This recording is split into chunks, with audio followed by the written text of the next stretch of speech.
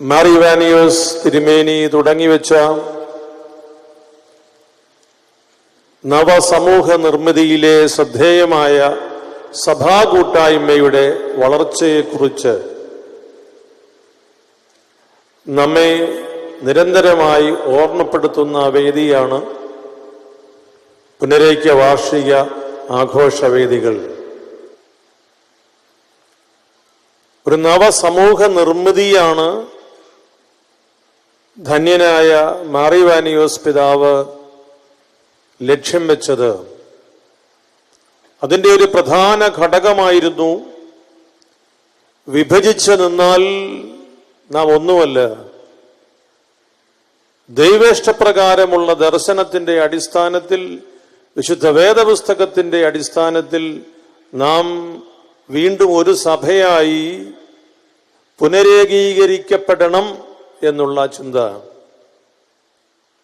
മലങ്കര സഭ കീറി മുറിഞ്ഞ് ദുർബലമായി പോകാനുള്ളതല്ല. അപ്പസ്തോലികമായ ഈ സഭ വേദപുസ്തകത്തിന്റെ അടിസ്ഥാനത്തിൽ ഒരു സഭയായി ലോകമെമ്പാടും പ്രവർത്തിക്കണം എന്ന സുദൃഢമായ നിശ്ചയത്തിന്റെ സമർപ്പിത രൂപമാണ് പെരുന്നാട്ടിൽ നാം കണ്ടു തുടങ്ങിയത്. ആദരണീയനായ നമ്മുടെ പ്രതിപക്ഷ നേതാവ് ശ്രീ വി ഡി സതീശൻ, അദ്ദേഹം വേദിയിലുള്ളപ്പോഴോ സദസ്സിലുള്ളപ്പോഴോ ഇപ്പൊ പ്രസംഗിക്കുന്നത് ശ്രദ്ധിച്ചു വേണം. വേദപുസ്തകമാണെങ്കിൽ 2 പ്രാവശ്യം ശ്രദ്ധിച്ച് അദ്ദേഹം ഉള്ളപ്പോൾ സംസാരിക്കാവൂ. ഞാൻ അതിശയോക്തി പറയുന്നതല്ല.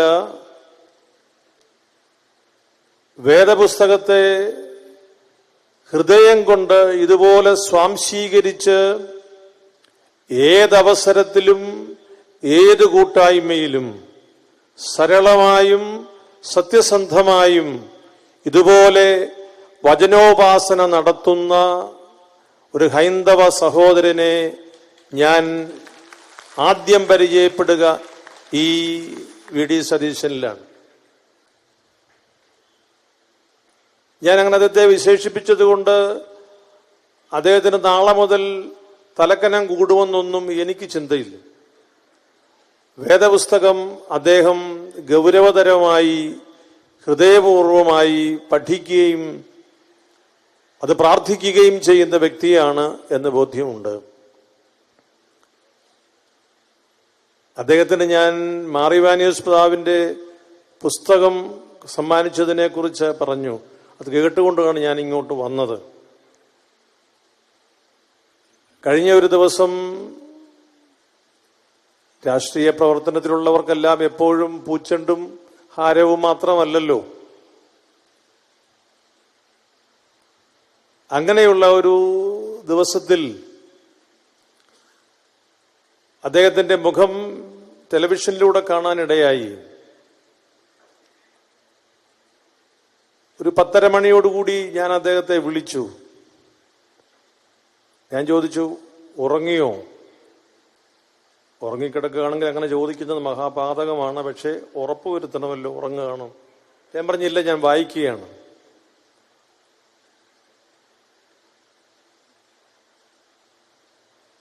ഞാൻ അദ്ദേഹത്തോട് പറഞ്ഞു, എന്നാലൊരു പണി ചെയ്യുക, ഇപ്പൊ അവിടെ നിർത്തിയിട്ട് 91-ാം സങ്കീർത്തനം ഒന്ന് വായിച്ചിട്ട് അങ്ങ് പോയി സുഖമായി കിടക്കുക, നല്ല വിശ്രമം കിട്ടും. എന്നോട് പറഞ്ഞു, ഞാൻ ചെയ്യാം. പിറ്റേ ദിവസം അദ്ദേഹത്തിന്റെ ഒരു അനിതര സാധാരണമായ പ്രസംഗം നിയമസഭയിൽ നടത്തുന്നത് കേൾക്കാൻ മുഴുവൻ സമയവും ഞാൻ ചെലവഴിച്ചു. അന്ന് വൈകുന്നേരം ഒന്നുകൂടി ഞാൻ വിളിച്ചു. സങ്കീർത്തനം വായിച്ചു എന്ന് എനിക്ക് മനസ്സിലായി. അദ്ദേഹം പറഞ്ഞു, ഞാൻ വായിച്ചു, എനിക്ക് വലിയ സന്തോഷമായി. ഞാനൊരു കാര്യം പറഞ്ഞ് അദ്ദേഹം അനുസരിച്ചു എന്നതിൻ്റെ ആത്മസന്തോഷമല്ല എൻ്റേത്. മറിച്ച് ദൈവവചനം പ്രത്യാശ പകരുന്നതും ബലപ്പെടുത്തുന്നതുമാണെന്ന് ഒരുപക്ഷെ നമ്മേക്കാൾ ആഴത്തിൽ ബോധ്യപ്പെട്ടിട്ടുള്ള ഒരാളിന്റെ സമീപനത്തെക്കുറിച്ച് ഞാൻ സൂചിപ്പിച്ചു എന്നേ ഉള്ളൂ.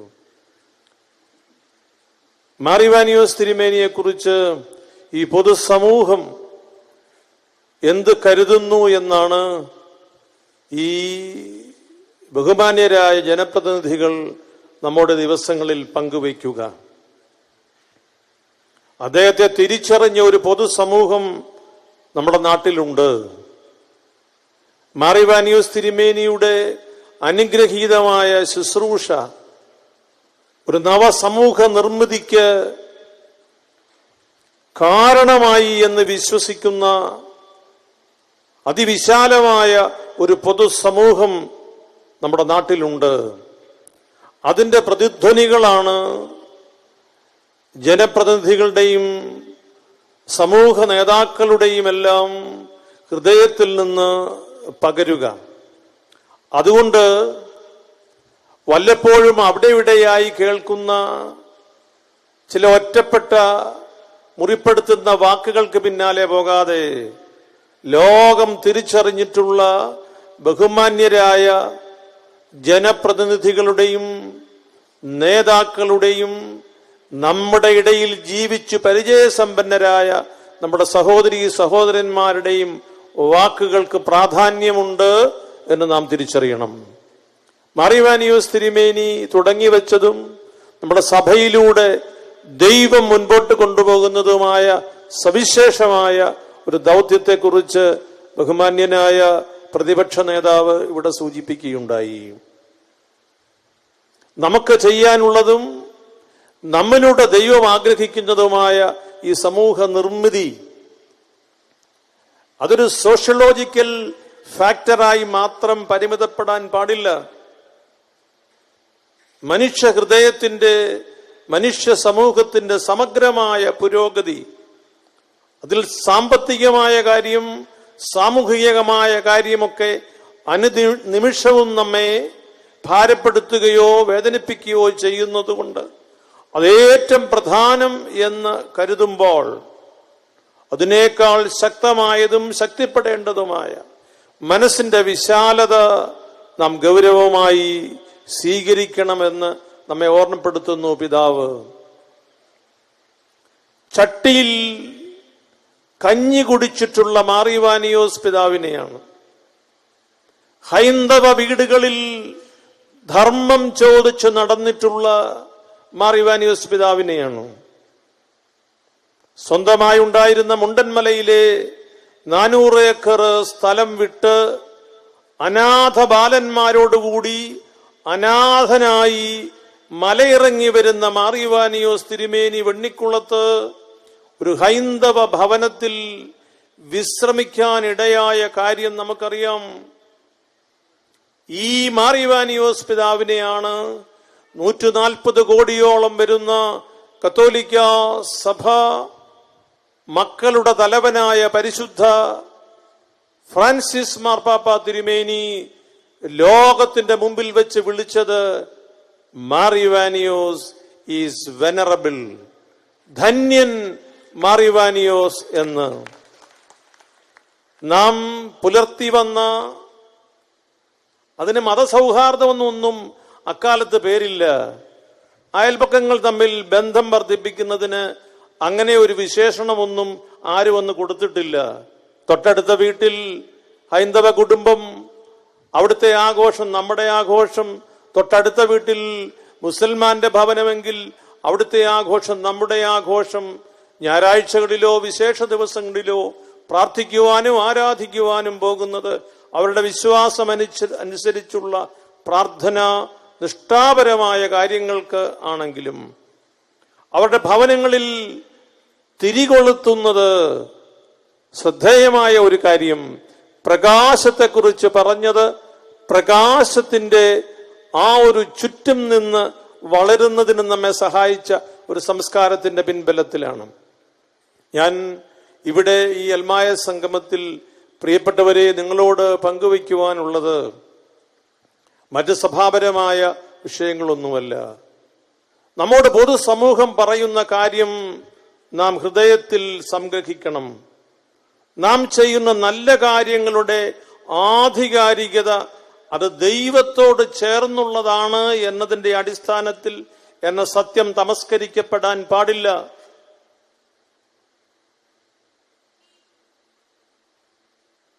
അത് പരിപോഷിപ്പിക്കപ്പെടണം.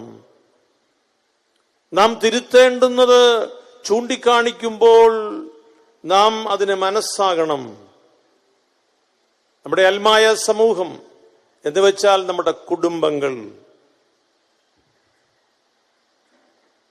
നമ്മുടെ കുടുംബങ്ങൾ ഇനിയും ഔന്നത്യത്തിലേക്ക് വളരണം എന്ന് ഈ സമൂഹം നമ്മോട് പറയുന്നത് നമുക്കൊരു ദൗത്യം നിർവഹിക്കാനുള്ളത് കൊണ്ടാണ്. നമ്മുടെ വീടിനെ കുറിച്ച് മാത്രം ചിന്തിക്കുന്ന ഒരു കാര്യമാണെങ്കിൽ ഇവർ നമ്മളോട് ഇത്രയും ബന്ധം കാട്ടുകയില്ല. പ്രിയപ്പെട്ടവരെ, സന്ദർഭോചിതമായ ഒരു കാര്യം പറയാം. പരിശുദ്ധമായ ഈ പ്രദേശത്ത് ലോകപ്രസിദ്ധമായ ശബരിമല ശ്രീ അയ്യപ്പസ്വാമിയുടെ, എന്റെ ഭാഷ ഞാൻ ഉപയോഗിച്ചെന്നേ ഉള്ളൂ, സാന്നിധ്യം അത് വിശ്വസിച്ച് പ്രാർത്ഥിക്കുന്ന കോടാനുകോടി ജനങ്ങൾ വരുന്ന ഒരു പ്രദേശത്ത് 1983 ഇവിടുത്തെ ബന്ധങ്ങൾക്ക് വിഘാതമായി ചില കാർമേഘങ്ങൾ ഉരുണ്ടുകൂടിയപ്പോ നമ്മുടെ പിതാവ്, നമ്മുടെ പുണ്യപിതാവ്, കേരളത്തിന്റെ മനസ്സിനെ തൊട്ടറിഞ്ഞിട്ടുള്ള അനുഗ്രഹീതനായ ബെനഡിക്റ്റ് മാർ ഗ്രിഗോറിയോസ് മെത്രാപ്പോലിത്ത എന്ന അനന്തപുരിയുടെയും കേരളത്തിന്റെയും ആത്മീയമായ ഔന്നത്യം ആ പിതാവ് പരസ്യമായി പറഞ്ഞു, അയ്യപ്പസ്വാമിക്കോ അയ്യപ്പ ഭക്തർക്കോ വേദനയുണ്ടാക്കുന്ന ഒരു സ്ഥലത്തും നമുക്ക് പള്ളി വേണ്ട. അങ്ങനെയാണ് സംഘർഷഭരിതമായ ആ സ്ഥലത്ത് നിന്ന് അകലം പാലിച്ച് അന്നത്തെ മുഖ്യമന്ത്രി യശശരീരനായ ശ്രീ കെ കരുണാകരന്റെ നേതൃത്വത്തിൽ അതിനുള്ള ക്രമീകരണം ചെയ്തത്. കഥ അവസാനിക്കുന്നില്ല. ചാലയിലും പൂവാറിലും സംഘർഷങ്ങൾ ഉരുണ്ടുകൂടിയപ്പോ സ്നേഹം മമദീപം എന്നത് ആൾരൂപമായി ചാലയിലും വിഴിഞ്ഞത്തുമൊക്കെ നടന്നത് ഈ കേരളം കണ്ടതാണ്, മാർ ഗ്രിഗോറിയോസ് തിരുമേനിയിലൂടെ. വലിയ സംഘർഷങ്ങൾ ഉരുണ്ടുകൂടിയപ്പോ ദാർശനിക ഭാവത്തിൽ ഈ പൊതുസമൂഹത്തോട് സിറിൽ ബസേലിയോസ് ബാവാ തിരുമേനി പറഞ്ഞു, നമുക്ക് ചർച്ച വേണം, സംവാദം വേണം, ചർച്ചയില്ലാതെ പരിഹാരമില്ല. ഏത് മനുഷ്യരോടും ചർച്ച ചെയ്യുന്നതിന് ക്രൈസ്തവ സഭ സന്നദ്ധമായിരിക്കണം. അപ്പോൾ RSSന്റെ ഉന്നത നേതാവുമായി ചർച്ച ചെയ്യാൻ തയ്യാറാണോ എന്ന് പിതാവിനോട് ചോദിച്ചപ്പോ തികഞ്ഞ ബഹുമാനത്തോടെ പറഞ്ഞു, അദ്ദേഹവുമായിട്ട് ചർച്ച ചെയ്യാം, ആരുമായും ചർച്ച ചെയ്യാൻ ഞാൻ തയ്യാറാണ്. അത് ഒരുക്കത്തിന്റെയും ഒരു പിൻബലത്തിന്റെയും വെളിച്ചത്തിലാണ്, അടിസ്ഥാനം അറിഞ്ഞിട്ടുള്ള ഒരു ദാർശനികന്റെ വാക്കുകളാണ്. കുറേ ചരിത്ര വഴികളിലെ കഥകൾ ഇനിയും അവശേഷിക്കുന്നു. ഞാൻ ഇന്നേക്ക് വരാം. നാളെ ശബരിമലയിൽ ഒരു അയ്യപ്പ സംഗമം നടക്കുകയാണ്.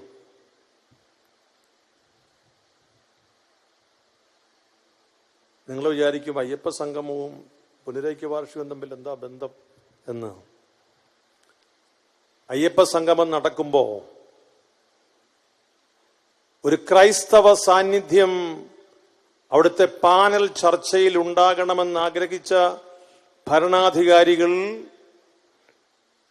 ക്രൈസ്തവ സാന്നിധ്യത്തെ തെരഞ്ഞ് കണ്ടുപിടിച്ചത് നമ്മുടെ ശ്രീ ജേക്കബ് പുന്നൂസിലാണ്. അദ്ദേഹമാണ് നാളെ അവിടെ പാനൽ ചർച്ചയിൽ ശബരിമല എന്ന വിശുദ്ധമായ ആ സ്ഥലത്തിന്റെ പുനർനിർമ്മാണത്തെക്കുറിച്ച്, പുരോഗതിയെക്കുറിച്ച് ചർച്ച ചെയ്യുന്ന പാനലിലെ ഒരംഗം. And I believe it is an honor given to our church that he has been selected to represent what we need to say. അദ്ദേഹത്തെ സഭ നിയോഗിച്ചു വിട്ടതല്ല, സഭ റെക്കമെൻഡ് ചെയ്തതുമല്ല, അദ്ദേഹത്തെ തെരഞ്ഞ് എടുത്ത് അദ്ദേഹത്തെ നിയോഗിച്ചതാണ്.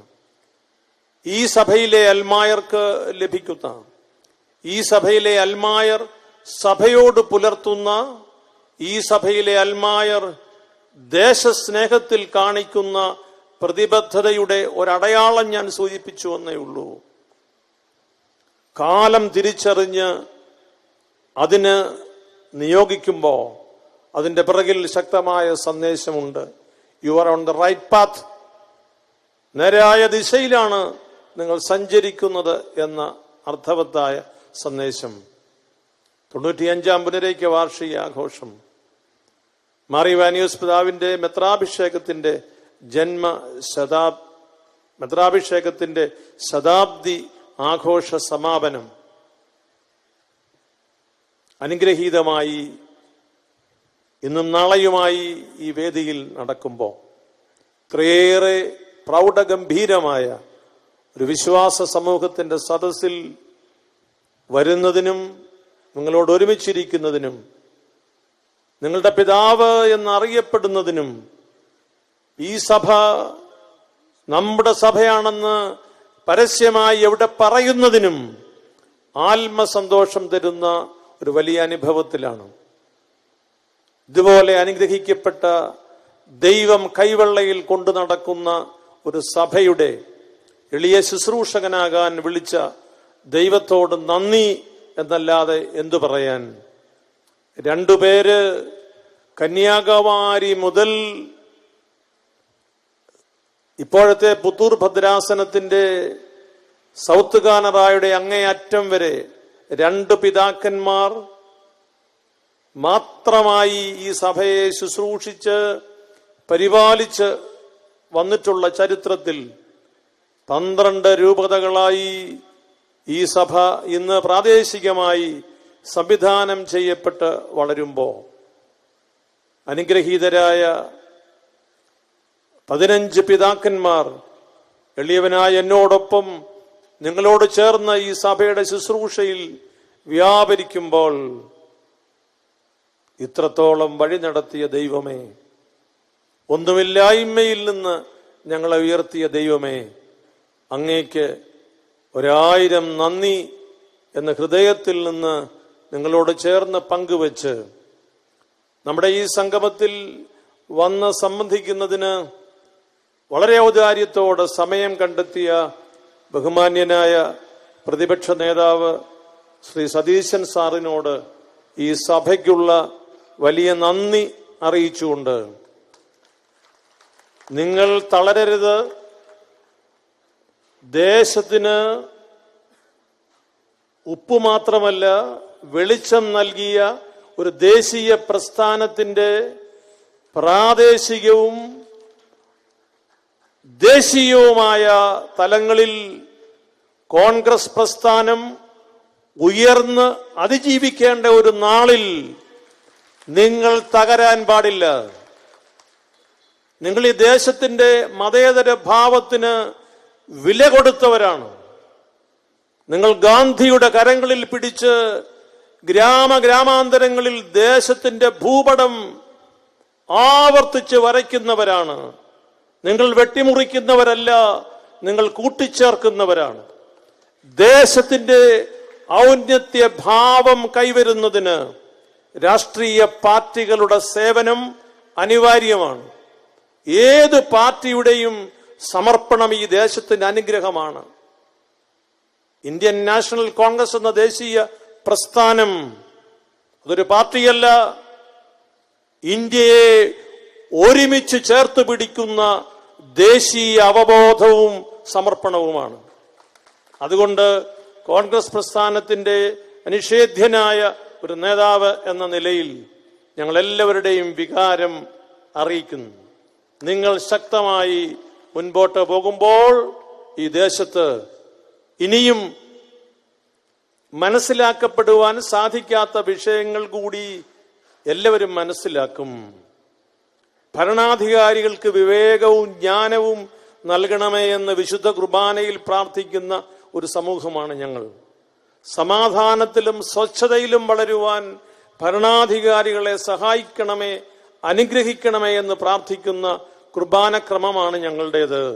അതുകൊണ്ട് കോൺഗ്രസ് എന്ന് പറയുന്ന പ്രസ്ഥാനം മറ്റ് പാർട്ടികളെ തള്ളിപ്പറയുകയല്ല. കോൺഗ്രസിന്റെ സമുജ്വലനായ നേതാവ് നമ്മുടെ ഇടയിൽ വന്നിരിക്കുമ്പോൾ ഞങ്ങൾക്ക് കോൺഗ്രസിനോട് പറയാനുള്ളതാണല്ലോ പറയേണ്ടത്. മറ്റുള്ളവരോട് പറയാനുള്ളത് അവർ വരുമ്പോൾ പറഞ്ഞോളാം.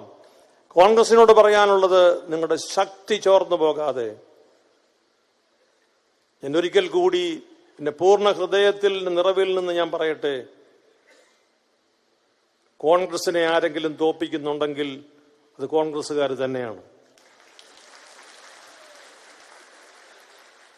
കോൺഗ്രസിനെ ജയിപ്പിക്കുന്നത് ഈ നാട്ടിലെ എല്ലാ മനസ്സുകളും ചേർന്നാണ്. ഞാനീ പറഞ്ഞത് ഉന്നത നേതാക്കന്മാരോടും അഖിലേന്ത്യാ പ്രസിഡന്റിനോടും ഒക്കെ പറഞ്ഞാൽ സന്തോഷമാണ്. ഞാൻ പറഞ്ഞതിൻ്റെ അർത്ഥം കോൺഗ്രസിനോടുള്ള ഒരു അമിതമായ സ്നേഹവും വാത്സല്യവും എന്നതിനപ്പുറത്ത് ഈ ദേശം നമുക്ക് ഇന്ത്യ മഹാരാജ്യമായി എന്നും നമ്മുടെ കൂടെ ഉണ്ടാകണം എന്ന ആഗ്രഹത്തിലാണ്. ഇവിടെ ഹിന്ദുവും മുസൽമാനും ക്രിസ്ത്യാനിയും ഒരുപോലെ സന്തോഷത്തിലും സമാധാനത്തിലും ജീവിക്കുന്ന ഒരു സംസ്കാരത്തിന് ഒരു പോറൽ പോലും ഏൽക്കുവാൻ പാടില്ല. അതിന് ഈ സഭ ദേശത്തിന്റെ കൂടെയുണ്ടെന്ന് പ്രിയപ്പെട്ട സതീശൻ സാറെ ഞങ്ങൾ ഉറപ്പു തരുന്നു. Jai Hind. God bless you all.